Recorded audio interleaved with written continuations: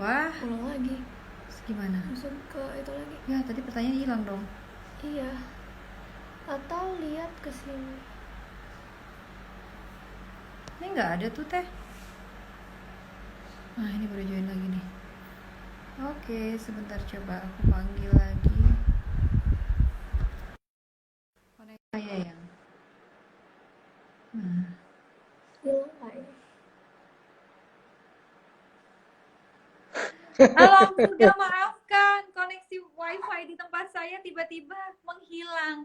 Jadi dia lagi Oke, selesai itu iya, putus. Aduh, maafkan. Tadi kita kita lanjut pertanyaannya Mbak Yus ya. Bagaimana caranya menghadapi orang yang negatif terus gitu kan, supaya kita nggak ikutan negatifnya nih gitu. Tadi poinnya Om ya, Surga adalah udah ada beberapa ya, poin kita ya kita ya. ya. Hmm. Yang saya ingat tadi ya, terakhir saya jelasin adalah eh, instrumen kita menghadapi segala macam situasi kondisi itu kan kembali raga kita, otak kita, pikiran kita, dan hati kita gitu ya. Nah, dalam konteks rasa, ini, sebelum ke situ, kalau memang kita bisa menghindari orang itu kan tinggal menghindar aja. Karena ini menggunakan ini kan kembali ke urusan seni kan, seni bagaimana menggunakan instrumen otak, hati dan badan kita gitu. Nah, tapi dalam konteks yang sedang kita bahas ini, uh, uh,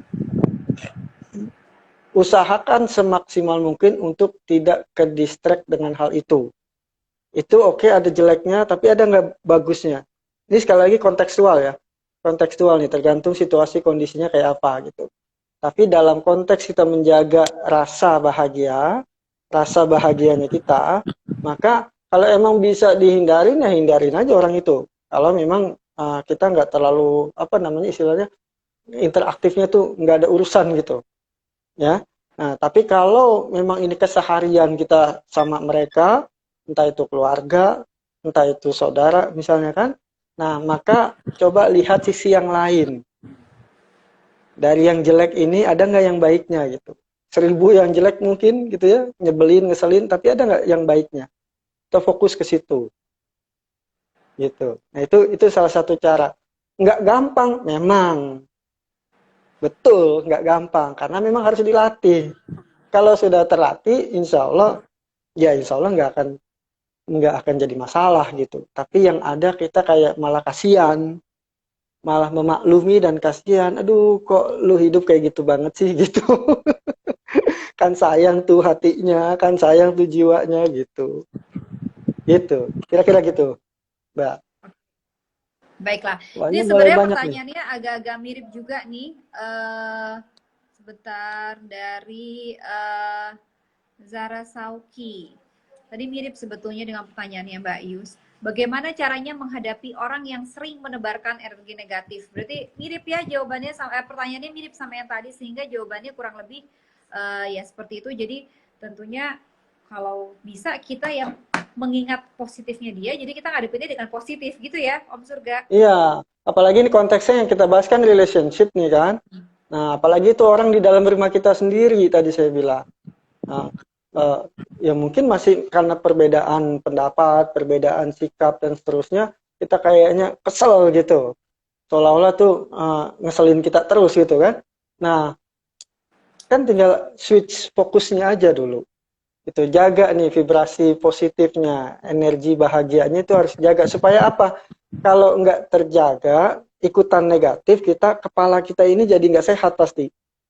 Tapi kalau happy, seneng, bahagia dengan segala macam apapun perjuangannya, nanti muncul akal sehat untuk nyikapinnya gitu. Nah, itu Sip, kan disebutnya intuisi jadinya kan? Gitu. sip. Kira-kira gitu deh. Ya, get it the point. Gimana Mbak Zara Sauki, mudah-mudahan jawabannya cukup melegakan ya. Kemudian ini ada pertanyaan lagi, apakah kebahagiaan itu identik dengan keberkahan hidup? Apakah kebahagiaan itu identik dengan keberkahan hidup? Oke. Kebahagiaan yang sadar bahagia, rasa bahagia yang saya maksud di sini adalah bekal yang sudah kita dapat dari sananya gitu. Waktu aku tiupkan ruh itu kan kita semua dari bayi semua kan. Ya, waktu kita masih di dalam kandungan ibu kita itu software bahagia itu udah ada gitu. Nah, begitu kita lahir, anak tumbuh besar dewasa segala macam, ekspresi bahagia lah yang kita kemudian intinya yang kita lakukan adalah itu gitu. Yang kemudian kalau tadi di dalam ini kita nerima software bahagia itu, begitu kita lahir, hidup, kita sesungguhnya mengekspresikan kebahagiaan itu gitu. Nah, nanti apa namanya dinamikanya ya macam-macam. Oh, saya bahagia kalau jadi pengusaha. Oh, saya bahagia kalau jadi dokter. Saya mau ekspresikan bahagia saya jadi guru misalnya gitu. Itu dalam rangka mengekspresikan kebahagiaan, menyebar kebahagiaan gitu. Dan Nah, itu akhirnya jadi berkahnya. keberkahan. Nah, itu dia. Jadi keberkahan yang paling utama menurut saya adalah kemampuan kita membahagiakan orang lain. Nah, kalau nggak gitu, nggak bahagia kita. Belum jadi manusia gitu.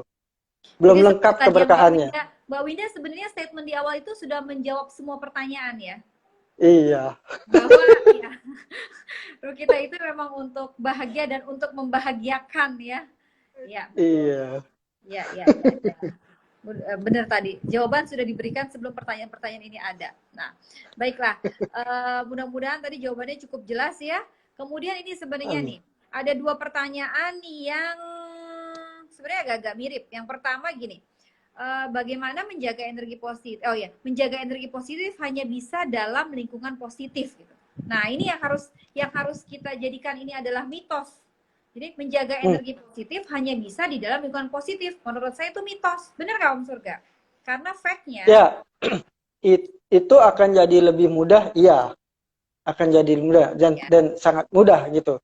Tapi kita kan hidupnya nggak selalu begitu kan. Yes. Nah, contoh itu tadi kan. Nah, kayak Mbak Fitri misalnya ketemu pasien, belum tentu pasiennya nyenengin semua. Ada aja kan pasien yang nyebelin. Nah, sebagai pengusaha kita punya klien belum tentu nyenengin semua. Ada aja yang ngeselin kan gitu. Nah, itu panjang lagi kalau dibahas, tetapi intisarinya adalah itu harus jadi bahan latihannya kita dalam rangka mengeluarkan potensi ruh bahagia itu tadi untuk membahagiakan orang ini yang kayaknya di awalnya komplain. Iya, betul-betul. Jadi intinya adalah ini Lik Sukma, mudah-mudahan Mbak ini ya benar Mbak Lik Sukma. Ya memang ini akan menjadi lebih gampang kalau kita kita akan menjadi positif di lingkungan positif. Tetapi justru challenge-nya adalah bagaimana kita bisa tetap positif yang meskipun itu lingkungan negatif. Tadi seperti Om Surga sudah katakan bahwa ya sebaiknya kalau bisa kita punya positif yang lebih gede supaya yang negatifnya tidak berhasil meresonansi kita lah gitu ya. Atau kita ingatlah yang positif dari si negatif itu apa supaya akhirnya kita tetap terrecall kembali positifnya. Begitu mungkin ya, betul. Dalam konteks jiwa yang terus bertumbuh, itu akan jadi comfort zone, Mbak. Nah, kalau di dalam comfort zone, ya susah untuk tumbuh. Memang diperlukan lah orang yang nyebelin itu. Iya, diperlukan juga supaya jiwa ini terus terasah gitu. Untuk ngetes, untuk ngasah keahlian untuk shifting rasa dengan cepat ya. Nah, itu. Ini masih ada pertanyaan lagi sebenarnya agak mirip juga. Jadi dia tanya gini nih, Om Surga saya mau tanya, gimana caranya supaya bisa istiqomah dengan rasa kita supaya tetap berada di rasa yang positif. Nah sebenarnya kalau ininya dapet ya tadi, kalau itu udah jadi kebiasaan, jadi pasti udah enak aja ya untuk mengolah rasa yang positif selalu. Saya mau kasih tips nih, tips yang saya juga masih terus berlatih. Kan tadi rasa bahagia itu bisa kita latih dengan konteks takjub misalnya, takjub, kagum terhadap sesuatu. Contoh aja yang paling sederhana, bangun tidur. Bangun tidur itu loh, kita karena nggak terbiasa, nggak terlatih, bangun tidur tuh ya biasa aja, peristiwa yang biasa gitu. Ya bangun tidur kan, semalam saya tidur, terus sekarang saya pagi bangun melek ya biasa. Padahal itu kalau mau dikaji, itu peristiwa yang sangat luar biasa sesungguhnya. Apa? Kalau bahasa spiritual ya, tidur itu kan kita mati. Ruh kita dalam genggaman Tuhan, dalam genggaman Allah. Kan ada kemungkinan nggak balik lagi gitu loh. Ya kan? Nah, ketika bangun tidur, ya ini kan sebuah kesadaran harusnya, kesadaran diri, kesadaran hidup, kesadaran Tuhan di situ. Ya Allah, aku masih dikasih kesempatan hidup, terima kasih ya Allah. Kan gitu harusnya gitu loh, idealnya gitu kan? Gitu. Nah, itu ya itu memang perlu dilatih. Untuk melatihnya perlu kesadaran dulu tadi. Bahwa bangun tidur itu bukan peristiwa biasa, itu peristiwa spiritual yang sangat luar biasa. Kita dikasih kesempatan lagi untuk hidup hari ini. Ya Allah, terima kasih masih bisa makan nasi goreng lagi hari ini. Masih bisa ketemu teman-teman lagi hari ini. Terima kasih. Ya Allah, kira-kira gitu deh. Nah, itu rasa takjub itu. Takjub bisa melek gitu. Lalu kemudian muncul rasa syukurnya. Alhamdulillah. Terima kasih ya Allah. Kan doanya gitu kan. Aku dibangunkan dari matiku. Kira-kira gitu. Nah, belum lagi hal-hal yang lainnya. Ketemu orang, ya Allah, terima kasih. Ini orang pasti berharga banget buat saya nih.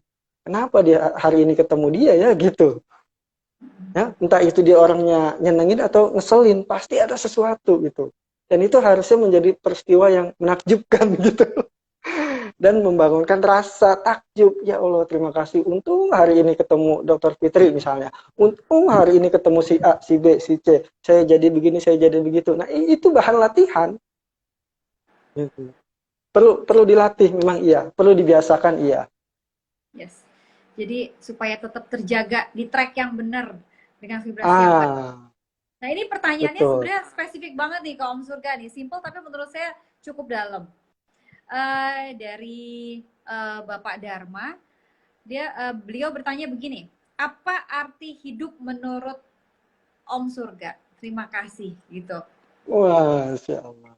Ini yang langsung bertanya kepada Om Surga nih, arti hidup buat Om Surga apa sih? Kayak lagi ujian Ya, ya. ya. Ya. Oke, jadi serius banget ya. Oke lah, buat saya hidup itu anugerah, hidup itu berkah, hidup itu kesempatan. Gitu. Ya, hidup itu anugerah, hidup itu berkah, hidup itu juga kesempatan. Ya. Karena bisa jadi ini satu-satunya kesempatan, satu-satunya kehidupan yang kita punya di episode ini gitu.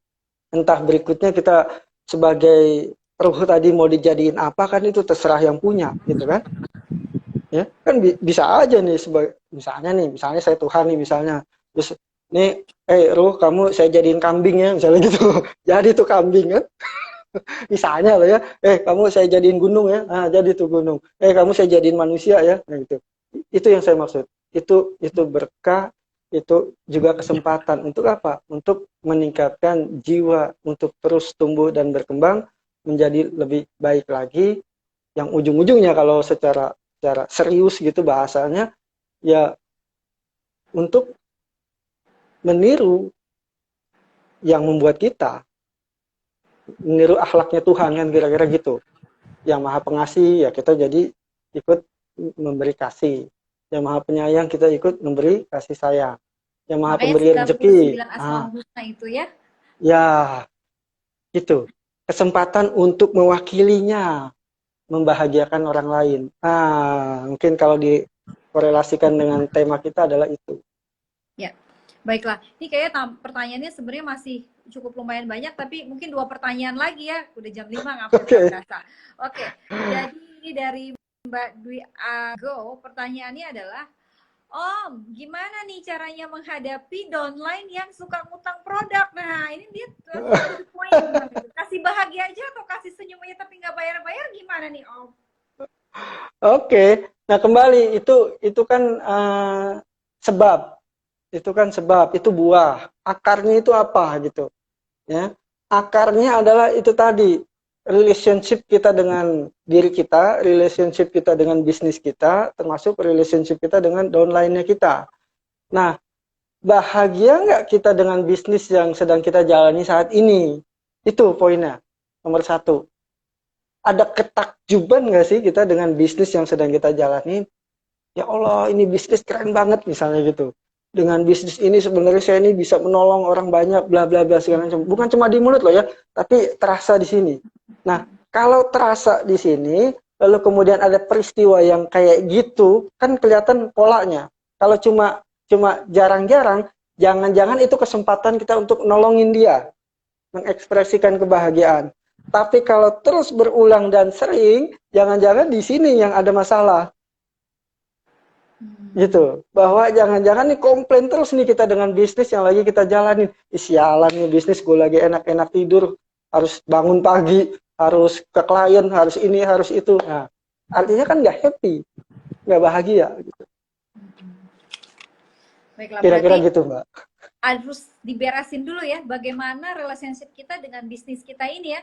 Kalau relationship Iya. kita dengan bisnisnya ini baik, mudah-mudahan yang lainnya pun ikutan vibrasinya jadi baik juga ya. Jangan marahin Mungkin yang nih. produk itu ya, Mbak Dwi. Gitu ya. Kan mungkin tadi ya mungkin ngalamin nggak Mbak Fitri misalnya baru bangun tidur terus inget hal yang ngeselin, lalu kemudian di kantor misalnya kedatangan pasien yang juga ngeselin. Oh iya, ngalamin. Nah itu ya, nangkep ya korelasinya ya. Tapi kalau bangun tidurnya happy, seneng, ya Allah terima kasih hari ini masih bisa kesempatan untuk merawat pasien misalnya, ya udah pasti pasiennya nyenengin. Nah bisnis juga sama kayak gitu, insya Allah gitu. Nah, Gitu, ini Mbak. pertanyaan terakhir nih kayaknya yang bisa kita jawab sore ini di sore ini. Terima kasih ini saya bisa mengenali kayaknya ini Dr. Andreas nih Awidiansa. Terima kasih Dok sudah bergabung. Pertanyaannya, bagaimana bisa bahagia detik ke detik? Oke. Detik ke detik ya. Iya. Jadi artinya terus state-nya adalah bahagia gitu ya. Saya punya prinsip gini, sebagai manusia kan ada sisi malaikatnya, ada sisi setannya, kira-kira gitu deh. Ada sisi senengnya, happy-nya, ada juga sisi sedihnya. Dan hati fitrahnya itu pasti bolak-balik. Ya. Kalau detik per detik, insya Allah kecil kemungkinannya. Gitu. Artinya apa? Begitu kita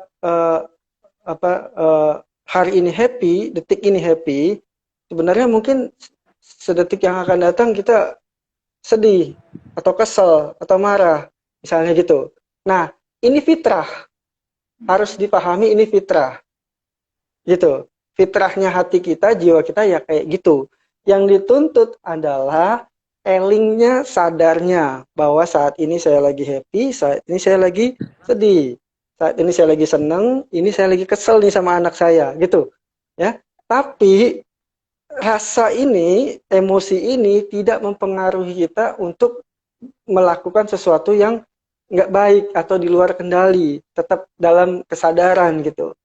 Waktu happy tetap sadar, sehingga ekspresinya tidak berlebihan, gitu kan? Wah, merayakan kebahagiaan, kesuksesan, kan bisa gitu kan? Tapi akhirnya karena terkendali dia tidak sesuatu yang merugikan atau merusak badan misalnya. Demikian juga waktu lagi nggak happy, lagi susah, lagi sedih misalnya gitu ya. Nah, ini disadari, oh ini cuma kesedihan yang sementara, nanti juga selesai, bla bla bla segala macam. Nah, ini memang perlu dilatih. Bagaimana tidak terombang-ambing oleh dua kutub ini. Susah dan senang ini. Ya ini cuma alat nih. Ya kitanya sebenarnya si jiwa kita, si ruh kita netral aja dia. Mau diajak ke sini monggo, mau diajak ke sini juga oke gitu. Tidak ada penderitaan di kedua kutub ini buat ruh kita. Dan itu memang perlu dilatih sekali lagi gitu. Poinnya itu, Mbak. Mungkin kayaknya sebenarnya pertanyaannya Dokter Andreas ini tes nih Dok, tes nih Om Surga nih. Jadi kalau saya sih sebetulnya padahal beliau guru saya juga nih, sama-sama. Jadi artinya jadi kita mungkin ya salam hormat juga, terima kasih Dok. Terus jadi mungkin lebih ke arah semua detik demi detik memang kita akan selalu berusaha untuk apa ya, melatih terus untuk berada dalam state Oke. bahagia, tetapi tentunya Ya, kita juga tidak boleh mereject semua rasa yang hadir gitu ya. Tetap semua rasa betul. nano-nano itu, misalnya saya pengen state di dalam satu state yaitu bahagia, tapi bukan berarti begitu ada rasa sedih, begitu ada rasa kesel, begitu ada rasa marah, rasa yang jelek-jelek lah ya, yang negatif datang, kita Mhm. reject. Tapi tidak begitu, Iya, mungkin ya, lebih ke arah kita terima saja, tapi segera kita jadi dengan sadar menerimanya, melepaskannya, dan akhirnya kita kembali ke state kita, gitu kali ya. Belajar shifting lebih betul, cepat gitu, dan berusaha betul. untuk selalu jadi observer dan sadar Ya, bahwa ya udah, ini tuh memang ada i- berbagai macam. Atau gimana nih i- menurut Om ilus, Surga? ilustrasi sederhananya kayak lampu lah. Lampu yang tadi Mm-mm, Mbak Fitri matiin, itu kan ada mm-mm, arus positif, ada arus negatif. Ini ada mm-mm, perasaan positif, ada perasaan negatif. mm-mm, Dua-duanya kita perlu untuk mm-mm. nyalain lampu tadi. Dua-duanya kita perlu untuk nyalain jiwa kita untuk terus tumbuh dan berkembang. Jadi nggak bisa kita hanya seneng sama perasaan positif doang, lalu benci sama perasaan yang negatif. Ini alat, dua-duanya tetap diperlukan. Nah, kira-kira gitu. Ya, Insya Allah seperti itu, insya Allah. amin, insya Allah. Ini saya juga masih banyak belajar, masih harus terus berlatih dan terus men-shiftkan dengan cepat rasa-rasa yang ya itu, menyadari, menerima, lepasin, balikin lagi gitu ya. Mohon bimbingan Nah, dari tentunya teman-teman semua yang ada di sini juga, yang ya kita berada berkumpul sore ini bisa ngobrol bareng. Nanti kopinya tunggu ya Om Surga, mudah-mudahan nyampe sana nggak dingin. thank you, Nah, thank you, thank you. Nah, apa namanya? Artinya ya kita sama-sama belajar semua untuk menjadi lebih Ya, baik, untuk menjadi yang lebih positif dan sesuai dengan fitrahnya. Tadi saya ingat sekali yang ditulis oleh Mbak Winda, yaitu roh kita itu memang datang dengan bahagia dan untuk membahagiakan. Mungkin kalau ingat itu, insya Allah semua bisa berjalan baik-baik aja ya. amin. Kemudian ya, rasanya sih kalau pengen ngobrol terus ya pengen ya, tapi kita mesti sudahi dulu sesinya hari ini. Dan tadi saya mohon maaf ada kesalahan teknis, sempat terputus, tapi alhamdulillah bisa kembali lagi. Dan kalau saya boleh menyimpulkan atau membuat summary adalah kita membahas di sini mengenai rasa yang tadi dengan singkatannya sangat elok sekali, tetapi tentunya yang akan kita sadari adalah rasa dari hikmah bahagia. Bagaimana rasa bahagia ini bisa selalu dihadirkan di dalam hati kita, yang pada akhirnya tentunya akan diekspresikan dengan rasa bahagia ini, akan diekspresikan dalam bentuk syukur. Mudah-mudahan vibrasi syukur ini bertambah terus, bisa Amin. bisa ke sekeliling kita, dan rasa bahagianya juga akhirnya law of attraction-nya juga happy-happy semua ya Om Surga ya. Amin. Mudah-mudahan Iya, begitu. betul, betul. Iya. Iya, iya. Ya, terima kasih banyak juga untuk semua yang sudah join di sore hari ini. Mudah-mudahan mendapatkan berkah dan manfaatnya. Ya, di sini kita targetnya bukan saling mengajari sih, kalau saya prinsipnya kita sharing aja gitu ya, ngobrol-ngobrol santai. Betul. Ya, kalau saling mengajari ya itu antara guru dengan murid lah ya. Kita di sini mah belajar-belajar aja. Malah saya yang merasa muridnya Om Surga nih. Aduh, mesti harus banyak belajar. Elingnya harus lebih lebih dilatih lagi. Oke, terus saya belum tahu apakah tadi bisa direkam. Bisa direkam nggak, Nak? Nggak ya? Gara-gara masalah tadi kayak tidak bisa terekam. Padahal tadi saya berharap bisa direkam dan bisa untuk saya posting lagi, yang kalau nggak sempet lihat bisa lihat lebih full. Tapi ya semua tidak ada yang kebetulan. Mungkin ini emang harus terjadi buat sesi perdana ini. Nanti Om Surga jangan ini ya, jangan bosen kalau diundang lagi, kita bahas lagi dengan topik yang lain yang Oke, lebih siap, menarik siap, gitu. siap. Gimana caranya Insya inner Allah, siap. beauty? Inner beauty kan juga oke nih, gimana caranya supaya inner beauty kita tuh bisa optimal agar Oke, outer beauty-nya juga ngikutin gitu ya. Dari luar iya, itu kayak topik yang siap, cukup siap. menarik. Karena itu Dan nanti berkaitan tuh, yang tadi kita bahas, kalau mau mm-mm. diambil angle inner beauty-nya, sangat berkaitan. Nah, Insya Allah, sip insya Allah. banget deh. Amin. Insya Allah. Mudah-mudahan kita semua diberikan kesehatan, tetap Amin. positif meskipun dalam pandemi COVID ini. Jangan lupa kita sekarang dalam keadaan new normal, tetap Amin. berlaku proteksi terhadap diri dan juga lingkungan sekitar kita. Terima kasih banyak untuk waktunya, untuk Om Surga tuh. Kadang mau ke Mas Firdaus, ke Om Surga gitu ya. Terima kasih banyak atas waktunya, atas ilmunya, atas sharingnya, dan Iya, teman-teman iya, semua, iya. sahabat semua untuk waktunya juga. Saya tutup Saya juga, saja sesi kita sore saya, ini.